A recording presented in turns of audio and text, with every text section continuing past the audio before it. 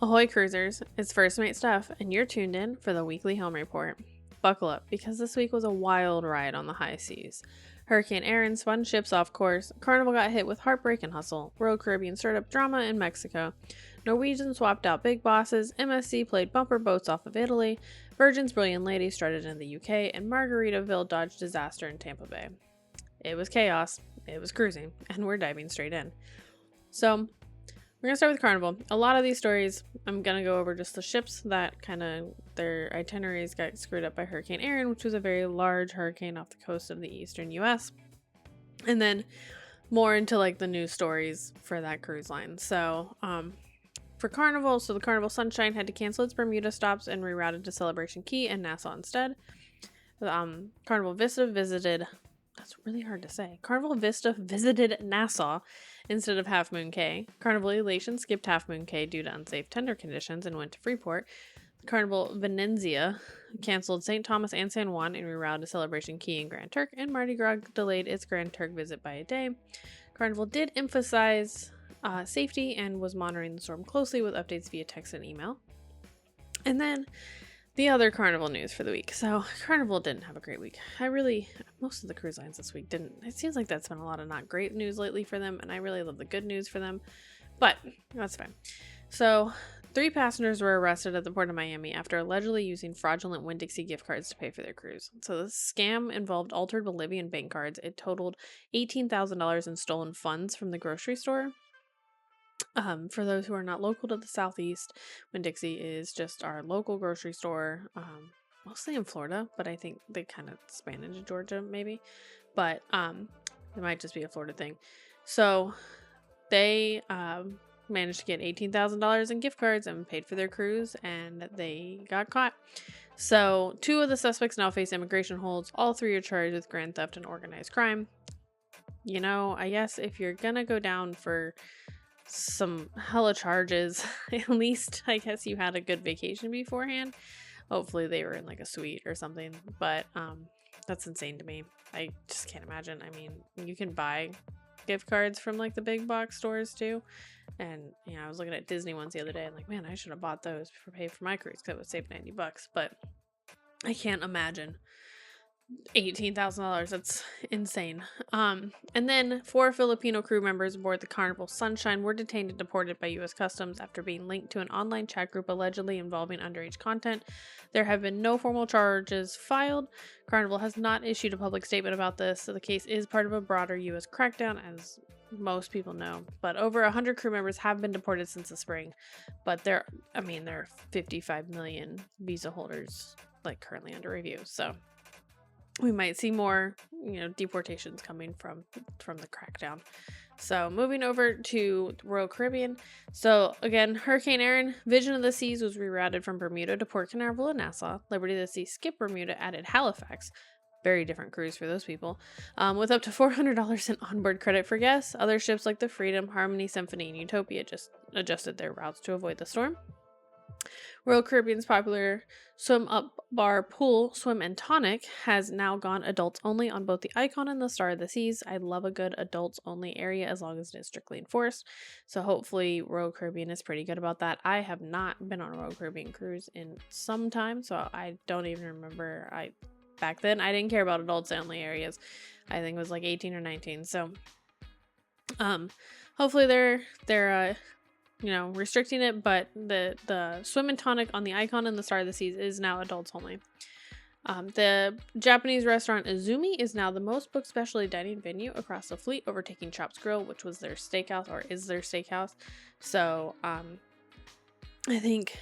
love Japanese food, so I would really love to try Izumi, and, but I can say, when I go on cruises, I generally find that their steakhouses are pretty good. So for it to overtake it, and Chops Grille kind of being a staple, I think that says a lot about the food at Izumi.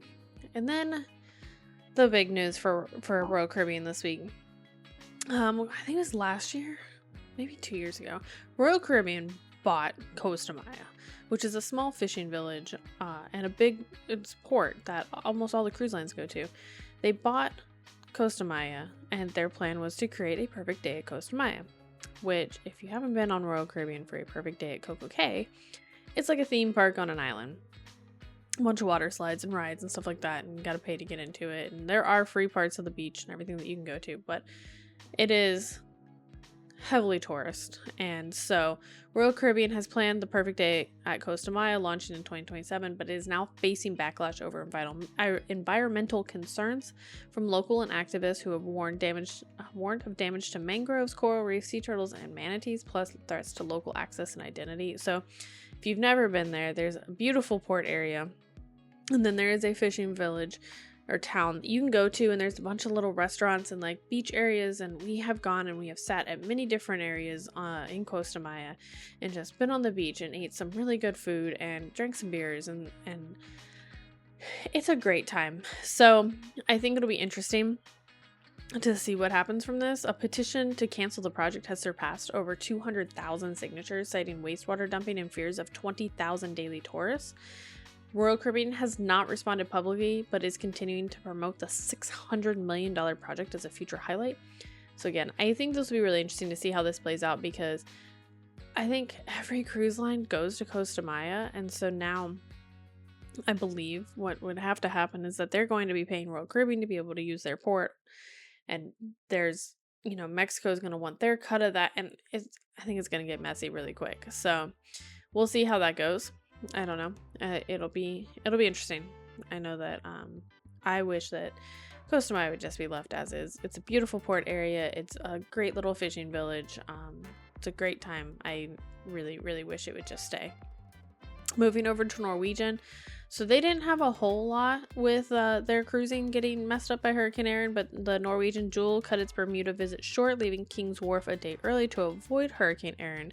The ship returned to Boston ahead of schedule, joining a growing list of vessels rerouting due to the Category 4 storm, so there wasn't, a whole lot there with that. They did have a big leadership shakeup this week, so David Herrera stepped down as the NCL president on August 20th, after just about 2 years in the role. So Harry Summers, CEO of Norwegian Cruise Line Holdings, is now the interim president, citing a transformative chapter ahead. So Summer will oversee expansion plans, including 7 new ships and major upgrades to Great Stirrup Cay, which is Norwegian's private island. So they didn't have a whole lot of stories this week with them, just a big shakeup. I mean, that's a pretty big one. It can totally change the direction that company goes when you're switching over leadership like that. Virgin. So the Brilliant Lady finally arrived in the UK on August 18th. It arrived in Portsmouth, UK. It was became the first port in the world to welcome all 4 Virgin Ladies ships. All 4 Virgin Ladies, I guess. Virgin Voyages ships. Ugh. The ship hosted preview events for travel advisors and local students before departing for the transatlantic sailing to New York. Her mermaiden voyage kicks off September 5th from New York City to Bermuda, given it's hurricane season, so we'll see how that goes. The fall itineraries include Canada leaf peeping cruises, so to see all the foliage, and then it will come down, I believe, in October down to the Caribbean and start its winter there, and then March in 2026 it'll head over from Miami over to the Pacific coast, and then in the summer of 2026 it'll go up to Alaska. Virgin did announce that it has launched its new mobile app for both iPhone and Android user as of August 18th. So it's a complete rebuild, not just an update to the old Sailor app, which is great because the old app was not super friendly.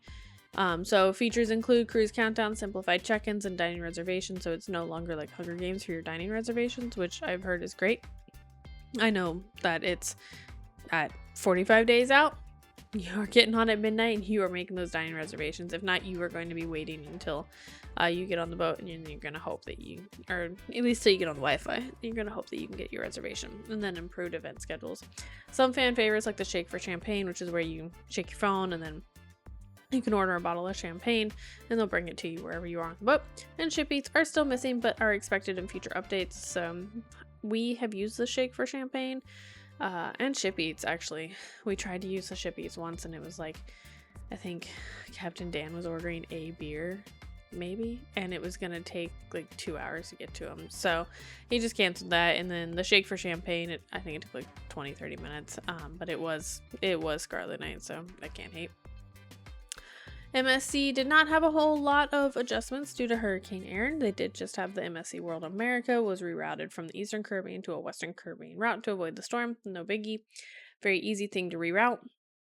They did have the MSC World Europa lost power off the Italian coast on the 25th, August 25th. So today, I forgot what day it is. So it is one of the world's largest cruise ships. They lost propulsion due to an electrical failure while sailing from to Naples. The ship was adrift near Ponza, Italy, with about 6,500 passengers and 2,100 crew members on board. Italian Coast Guard deployed tugboats, patrol vessels, and a helicopter to assist. They arrived in Naples 8 hours late. They're conducting a technical inspection, but partial propulsion was restored by the afternoon, and they are just fine. No poop cruise for them. So I mean, it happens. But, they have backup generators, and they kept essential services running, which means that you had your toilets and your water and stuff like that. So, no big deal for them. And Margaritaville. We haven't talked about Margaritaville in a while. They've been pretty quiet. They're working on launching their new boat and stuff. But on August 17th, so Margaritaville's Islander, which goes out of Tampa Bay over to Mexico, narrowly avoided a disabled pontoon boat that was straighting its way while departing Tampa Bay. So, the boat's propeller was tangled in a line, leaving 6 adults adrift directly in the cruise ship's navigation line. Thankfully, the Hillsborough County Sheriff's Marine Unit executed an emergency tow just in time, and no injuries or damages were reported. So, I've seen plenty of times, coming through the Caribbean where you'll see a disabled boat or, somebody. We've many times picked up like refugees or fishermen whose boats have, they're sinking or whatever, and they will pick them up, and the Coast Guard will come and take them back to, if they're from the States, or they'll take them back to wherever country they are from. So I'm glad to see that the Hillsborough County Sheriff's Unit was able to come get them. And then I think this is pretty cool. I hadn't heard of this before, but Margaritaville at Sea has brought back its Paradise Pass program as of August 22nd. It now has 2 tiers. So for $7.99 a person, you can get the Silver Pass. This is unlimited 2 to 3 night weekend sailings in ocean view staterooms. So I am going to look way more into this because I think that's a really interesting thing. And then there's the Ultimate Gold Pass. That's $1,500. It's unlimited 4 to 7 night cruises to Mexico and the Caribbean. So the perks include free casino match play, onboard discount, friends and family offers, and upgrade eligibility and flexible booking windows. I think that's really interesting to have. I immediately think of the Olive Garden all you can eat pasta pass, and it's kind of like that, right? Like, cool, I can pay $800 and I can get unlimited 2 to 3 night sailings. I'm going to take a very strong guess right now and say that this does not include the port fees and taxes. But pay $800, and even if you go once a month, you're looking at, if you go once a month, that's easily 2 months and you've made your money back. So I think that's a really cool thing if you're doing like the Silver Pass. I think that's really cool, and that is something to really consider if you're looking at that, because it's a really cool deal. Again, reminds me of the Olive Garden all you can eat pasta pass.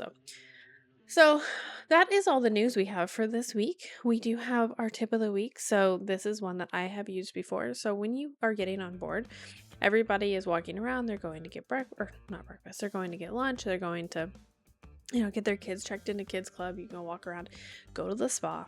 Book a spa treatment on embarkation day. Like, get on and start your relaxation early. So a lot of cruisers are going to be busy, like I said, exploring the ship, and the spa is quiet. Now they're going to have come see us and check out these offers we have through the week, and sometimes they'll offer discounts or free perks if you book on embarkation day for like a treatment on embarkation day, because it's not a common day, and they want to make money, right? So they might give you extra perks or like free perks, like a thermal spa access or something like that.